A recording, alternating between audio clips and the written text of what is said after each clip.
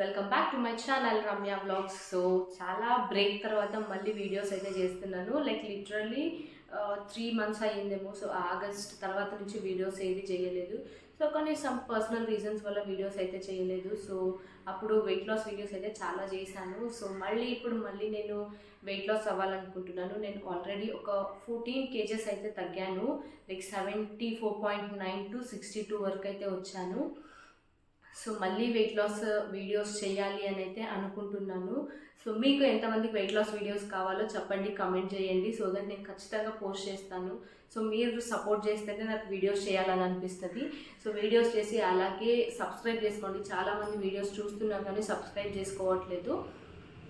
So ముందు వీడియోలోకి అయితే వెళ్ళిపోదాము. సో ఇవాళ వీడియో వచ్చేసి మా పాప హన్వి కోసము ఒక మంచి హెల్తీ స్నాక్ రెసిపీ అయితే చేస్తున్నాను. సో ఇవాళ వచ్చేసి మన కొబ్బరి లడ్డు చేస్తున్నాను. కొబ్బరి విత్ బెల్లం వేసి లడ్డు అయితే చేస్తున్నాను.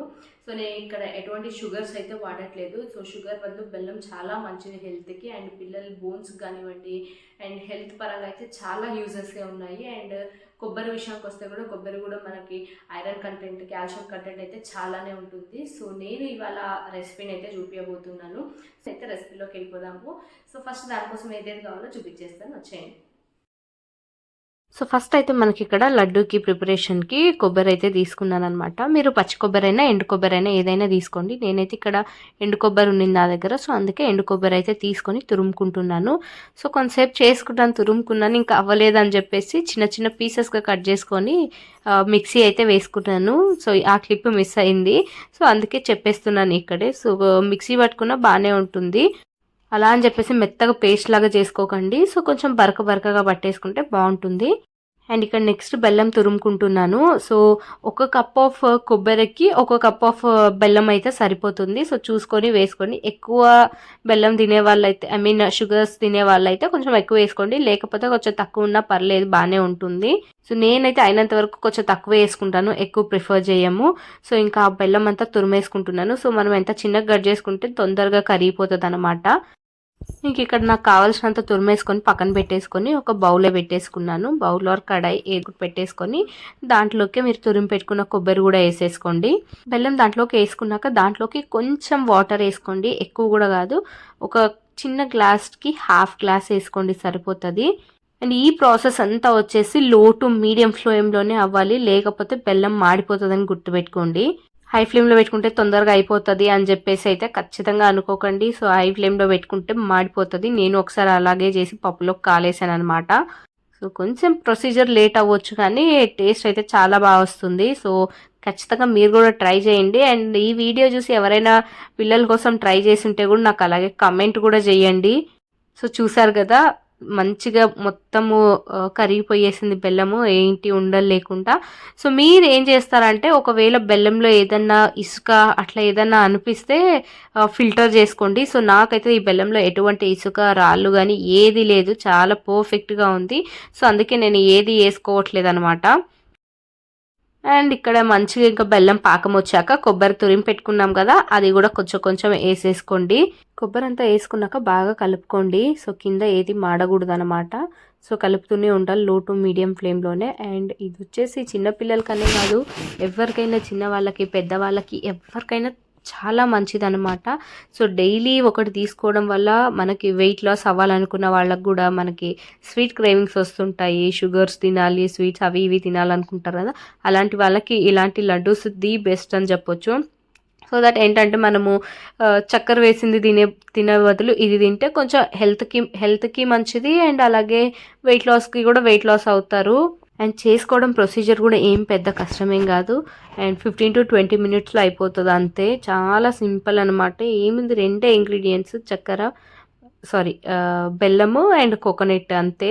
సో చాలా ఈజీగా అయిపోతుంది. నేను నార్మల్గా వీడియోస్ పెట్టుకుండేది మా పాప పడుకున్నప్పుడు పెట్టుకుంటాను, సో దాట్ డిస్టర్బ్ చేయకుండా ఉంటుంది అని చెప్పేసి. లేకపోతే ఏదో ఒకటి గెలుకుతూ ఉంటుంది అనమాట. అలా అని పెట్టుకున్నానా, ఏమని పెట్టుకున్నానో ఏంటో 1/2 hour కూడా పడుకోలేదు, ఇంకా లేసి వచ్చింది.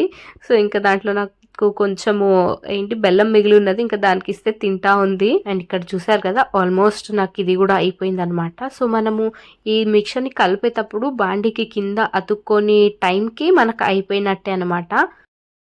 అండ్ నేను దాంట్లోకి కొంచెం నెయ్యి కూడా వేసుకున్నాను. సో ఇది స్కిప్ చేయొచ్చు, ఇది ఎవరు వేసుకోరు, కానీ నేను వేసుకున్నాను.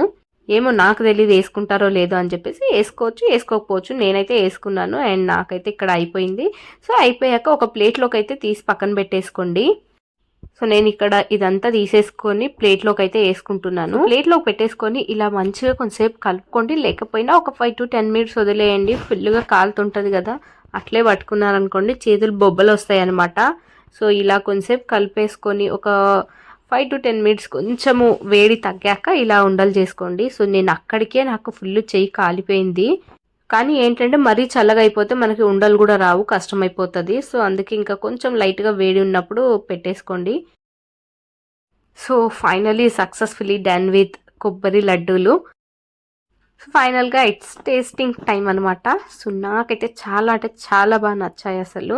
సో నేనే ఎక్స్పెక్ట్ చేయలేదు ఇలా వస్తాయని చెప్పేసి. సో ఫస్ట్ టైం చేస్తున్నాను.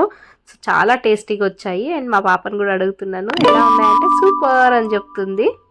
సో మీకు ఇంకా ఇలాంటి ఏమన్నా చిన్నపిల్లలవి రెసిపీస్ కావాలి, ఏమైనా ఫుడ్ రెసిపీస్ లేకపోతే snacks recipes, what kids eat in a day అలాంటివి ఏమైనా కావాలి అంటే కూడా నాకు కింద కమెంట్ చేయండి, ఖచ్చితంగా నేను పోస్ట్ చేస్తాను.